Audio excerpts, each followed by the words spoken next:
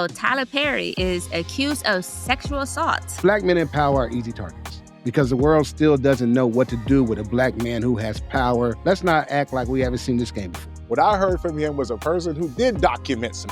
The said he was over at the crib sipping and then came into the room tripping. If it's a quid pro quo thing, then he's got to have a lot of evidence. Speaking of heterosexual and LGBTQ community, we do have something else that just so happened to drop the other day. So Tyler Perry is accused of sexual assault. And so the lawsuit apparently alleges that sexual comments and remarks were made to Derek Dixon. For those who don't know, he played on The Oval. He was also in Ruthless. In regards to wanting a sexual relationship, he apparently made several advances. He actually groped him at one point. He jumped in bed with him at one point and groped him again. There were various, or allegedly did these things. And so in 2024, he filed a complaint with the Equal Employment Opportunity Commission, hoping that he'll get some action taken against Tyler Perry Studios and whatnot. And apparently the show producers did not do anything. And so he ended up quitting the show.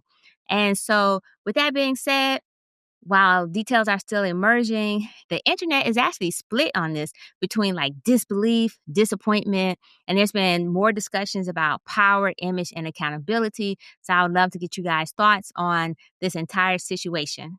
Whew. Tyler Perry didn't see that coming. I'm sure he didn't. But I'm confused. The EEOC checked it out and they, I guess, moved on. You said the producers didn't do anything, but I'm assuming they didn't do anything because the EEOC didn't do anything because we didn't hear about anything. So let's slow the outrage train. You know what I'm saying? Read carefully through the accusations. I mean, it sounds more like he flirted with the line and he crossed it. Now, I don't know about this jumping into bed stuff. What I've seen in the messages that were sent between them, because I wasn't there. They got footage of him jumping into bed. If he was willing to testify about it, whatever. All I've been able to get access to are the messages they say the man sent back and forth to somehow incriminate him and make it sound kind of weird and skeezy. And I didn't see anything there. I saw a man who definitely was shooting his shot. He was shooting his shot, but I already knew Tyler. He dressed up in the dress for years. I don't know anybody surprised. So I expected he'd be shooting his shot at dudes. I'd heard about Tyler Perry anyway, so it was no thing, whatever. So I'm saying timing matters. So we know these cases tend to surface right before a major production, business move, or media rollout. You can call it coincidence. I wouldn't. I'll call it strategy. So, I mean, because the guy went for money, and then when that didn't work, he went for more money. So here's my thing. If Tyler did something truly inappropriate, then let the law deal with it. Right? But if this is like just somebody, which I think it is, stretching uncomfortable movements or uncomfortable moments into allegations for a payout, then that cheapens the real victims out here, who might also be Tyler Perry victims for all I know, or might be actual Tyler Perry victims for all I know. Who knows? But it does weaponize the court of public opinion against him, kind of like what happened with Diddy. I'm not saying Diddy's innocent. I'm just saying it's a pattern here.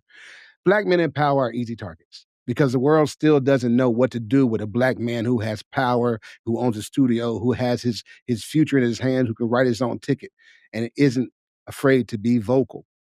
And we have to protect truth. Now, I'm not saying everything Tyler Perry does at his studio is truth, gospel, or even quality, or actually reflective of us. But we seem to like it, But we got to protect reputations too from unwarranted attacks. So I would like to see what comes out. Let's not act like we haven't seen this game before. What are you thinking?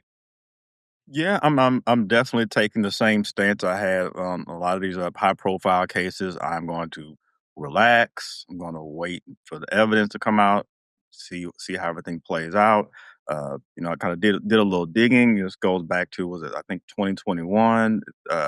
When he meets the guy, makes some promises, even the text messages, looking through those, they're suggestive, but there's nothing. I didn't see a smoking gun. Maybe some more things will come out in the future. Because the problem is, once this happens, and even if nothing comes of it, it's a where do I go to get my reputation back kind of thing, right? There's a big, from what I see right now, it appears to be possibly a quid pro quo. Again, we're only getting one side of it. There hasn't been a thorough investigation of it. A lot of these cases, they just go straight for the lawsuit. And I generally wonder why no one ever really files a criminal charge. And I think could be. I think it's the burden of proof that, as I understand it, is a little lower threshold for proof in just filing a civil case versus a criminal case. So I think that's why these things go that way. But if Tyler Perry really wants to clear the name, hopefully his people will come out, make a statement. But yeah, the guy's claiming he's got insomnia, anxiety. I know he lost money from leaving the show. If there's anything there, if there's some smoking gun, he should definitely have it presented now, sooner rather than later. But if nothing comes of it, it's a where do I go to get my reputation back? And I'm pretty sure, at least in Atlanta, it'll probably be blacklisted from the industry. I mean, Tyler Perry definitely got that kind of juice in the entertainment industry. So, hopefully nothing. There's no smoke. There's no there. I know we founded the whole Medea thing. I know he does that. Not if he likes guys, that's cool. All love. You like what you like, but if it's a quid pro quo thing, then he's got to have a lot of evidence. And this has been going on for a number of years. I would think if it were me, I would be documenting all of this stuff. I would always have my phone on record. Just a bookload of text messages. So if this has been going on for a while, he should have a gravy train of evidence. This should be open and shut. But we'll see what comes out. I'm reserving judgment. So, quick question. Have you ever been sexually assaulted by a man? Has a man groped any of you guys? A quick yes or no? No, No. right? Okay, no? Okay. Y'all don't even sound like y'all have even filed a complaint with the EEOC before. Have y'all ever filed a complaint with the EEOC, yes or no? No. I could tell. Like, please don't waste my time, right? Let me tell you why, right? So if you've ever been in a position where you was at the job and you don't have a lot of recourse, maybe you go to HR maybe takes your complaint, maybe doesn't, depends on what the situation is, right? For those of us who have gone to the EEOC is bullshit. It's not a real thing. The people go there because they have to follow the process.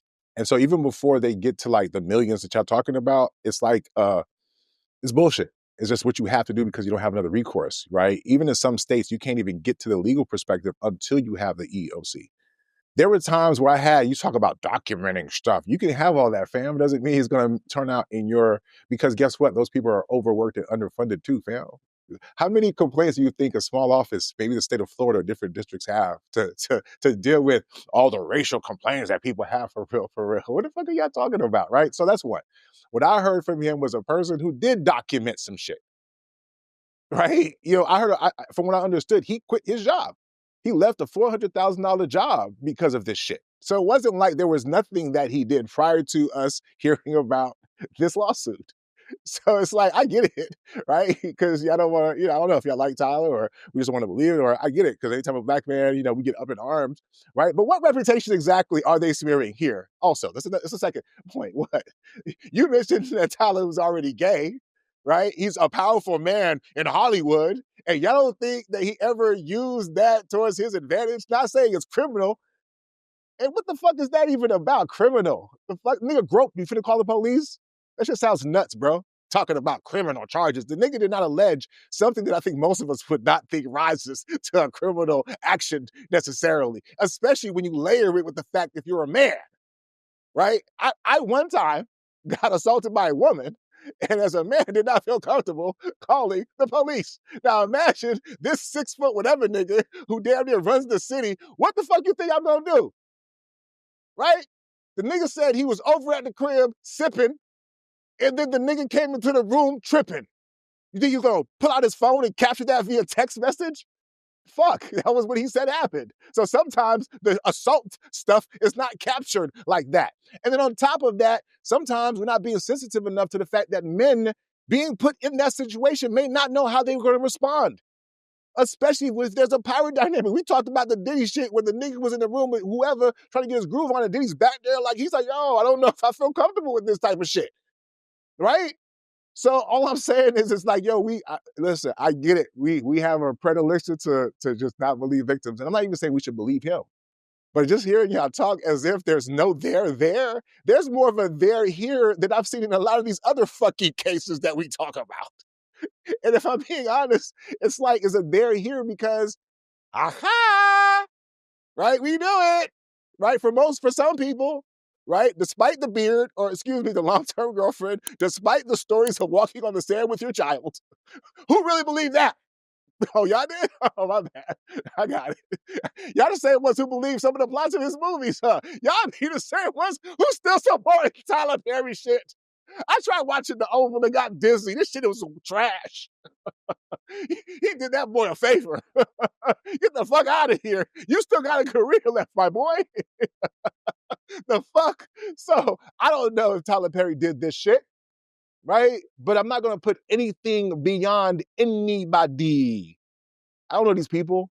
Y'all be the same ones who be putting certain celebrities, oh, Haley Bailey this and all this other shit. I don't know none of these people. Nothing is above what could be proven that he could be a motherfucking miscreant acting wild out here.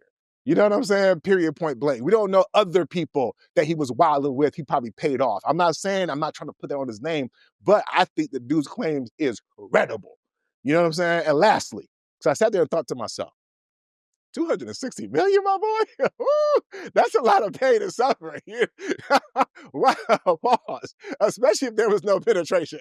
But here's the thing,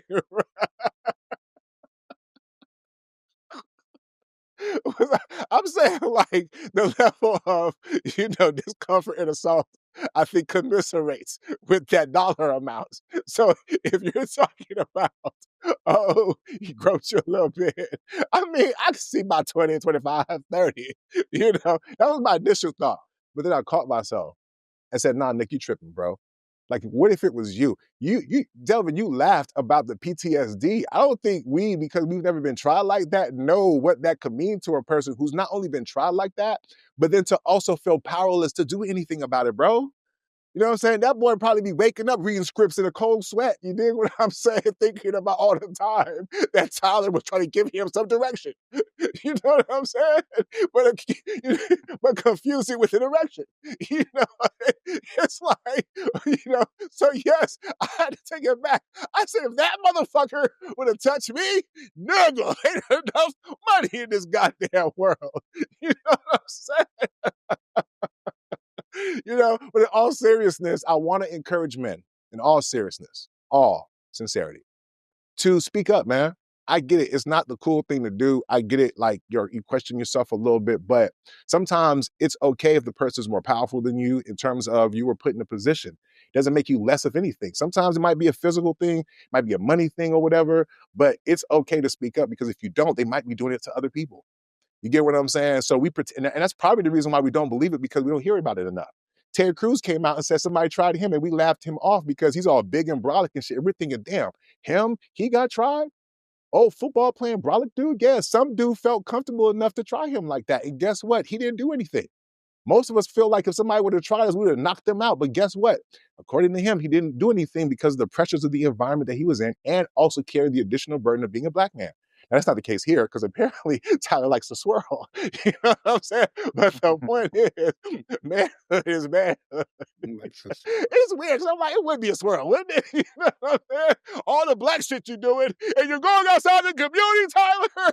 This shit is crazy. Very disappointing. Alrighty then, sir.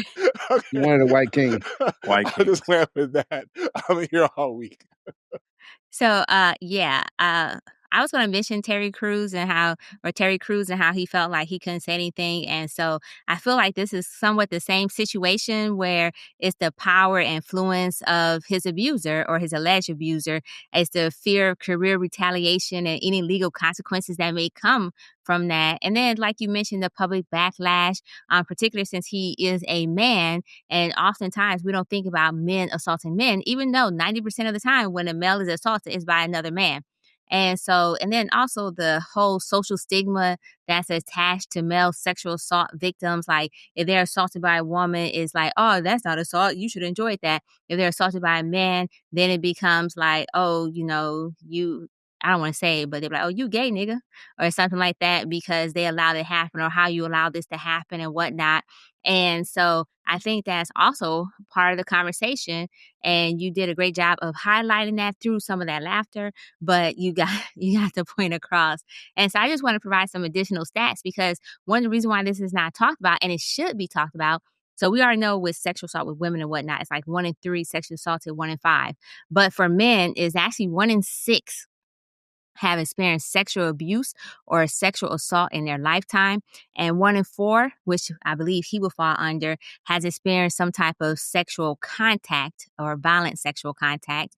And I also would like to point out that oftentimes, 90%, once again, the perpetrator is a male. So this is male on male violence in a sex way. And so I think there's like a 13 to 16% of underreporting, because just like with the women don't want to come forward because they know that they get put on trial for this basically. So men don't want to come forward either because they got that, the all the ramifications of coming forward, but also the consequences of being a male who was sexually assaulted. You know, it's like, oh, now you weak or you're this or you're that. And I think that's part of the conversation as well. It's like, I feel shame and fear, disbelief, or how could this happen to me? And then there's the big overall myth that men cannot be victims. And I think that's something that we need to unpack as a society, that men can be victims and indeed are victims. And if we start having more of those type of conversations, I think more men will feel comfortable coming forward. Because when I first heard Terry Crews was assaulted, I was like, dang, you like 260? And you bulky, and who assaulted you? Let me see the person who assaulted you. But once again, it didn't even have to be a big person. It could have been a small person, but it's the career, it was the power dynamics that was over there.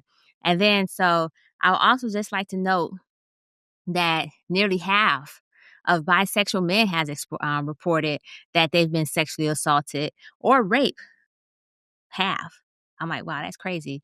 But anyways, the point that I'm trying to make is that I believe that he has a credible case, because just like I believe Cassie was a victim, and while you guys may read me out for that, because we had extensive conversation pertaining to Cassie through a previous episode, please feel free to check that out as well.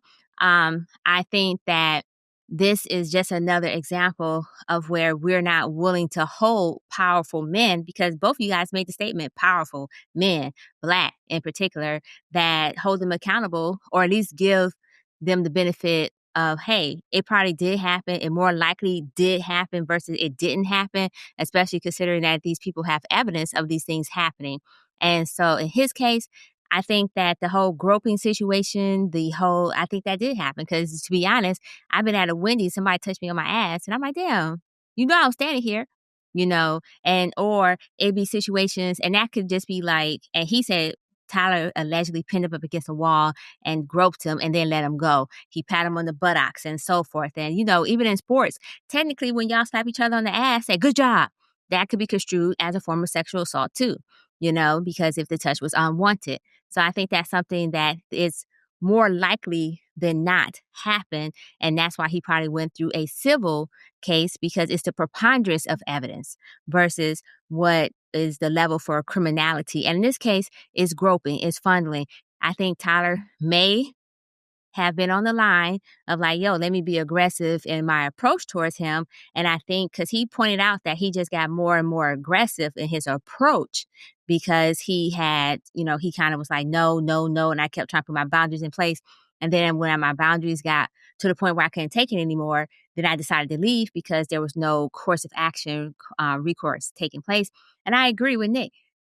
With the EEOC, I've actually filed an EEOC before, and it is some bullshit. First of all, they really don't want to side with you because ultimately it makes everybody uncomfortable. I'm just going to put it that way. And they are overworked and significantly understaffed because it's not a priority in most cases. And so I'm just going to say that I believe there's a possibility that he would win this. That 260 mil, I'm like, wow, he going for the gusto there. I don't know if it's because it's a man and he was like, I need my pride to be effect, or if that's just his starting point for negotiations. Because maybe he only want 50 mil, but he feel like if he asks for 260, they can at least start somewhere high and they can get that lower amount and to the point where he get where he needs. So that's my 2 cents on this. I'm going to say I wish him the best. The Oval sucked ass. I actually don't like hardly any of Tyler Perry's stuff because he really go in on the stereotypes about Black men and Black women. And apparently only light-skinned men can't do no wrong in his universe. So I'm just going to say that I have problems with Tyler Perry content. And while I'm happy that he's producing content and employing so many people, I just want to say that he does a lot of overgeneralization, over sucked. The Ruthless kind of sucked as well. A lot of sexual, all that good stuff. Most of this shit is trash. But I appreciate him for putting that trash out for me to look at it and say, hey, this is trash. So, sir, keep doing you in regards to that. I You sound like appreciate Trey the Songz. opportunity to see this. Guys, there's one last thing before we go to the next topic real Sure. quick, Jay, and I'll pass it back to you. Because here's the thing about Tyler Perry that makes me inclined necessarily to believe him, the guy, is because when you have your shit set up the way that he does, there's not a lot of transparency. Everything is all about Tyler. He writes everything, produces everything. It's not like he has a bunch of people underneath him. It's not like he have a lot of transparency to his operation for the most part. So it's a lot easier to see someone who controls who has this insane need to control his environment a certain type of way. Yes, he'll play Taraji, but it doesn't mean that he's going to pay everybody, because there was also Monique who had something to say in regards to how he was moving. So I get it that, yes, he positions himself as someone that deserves to be celebrated 1000% for his accomplishments and the way that he did it. But it doesn't mean he's above reproach.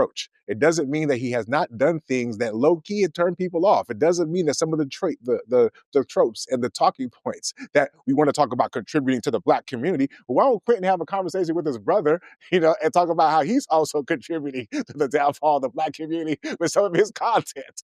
You know what I'm saying? Oh, speaking of which, is that an example of a person from that community who's hurting the Black community? Because I know you try to make it seem like there was nobody. Whoop, there goes one, right? But I digress.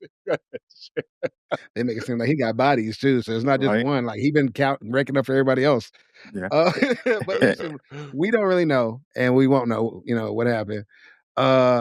It's a he said, she said. Sometimes you need a third party there. I say he said, she said. That's cold. My bad.